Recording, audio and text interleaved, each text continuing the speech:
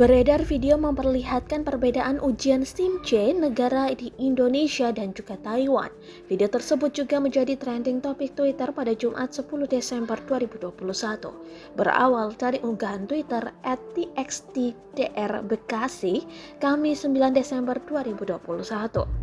Terlihat dua buah video yang menunjukkan proses ujian praktik mengendara SIMC di Taiwan dan Indonesia. Sangat terlihat jauh berbeda, di mana jalur yang dikenakan di Indonesia penuh liku. Namun si pengendara dalam video tersebut tetap terlihat lihai mengikuti jalur yang ada. Sedangkan jalur di negara Taiwan menggunakan lintasan tak rumit layaknya di Indonesia.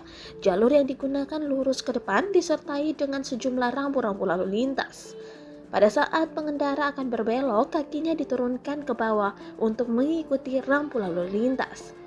Di Indonesia, menurunkan kaki saat berbelok justru tak diperbolehkan ketika mengikuti ujian. Sontak saja, video itu menuai kecaman warganet. Banyak komentar menyebutkan jika ujian SIMC di Indonesia begitu ribet dan tidak masuk akal. Pada dasarnya, jalanan yang dilewati nantinya tak serumit jalur ujian SIMC. Warganet juga memuji proses ujian SIMC di Taiwan yang tak rumit.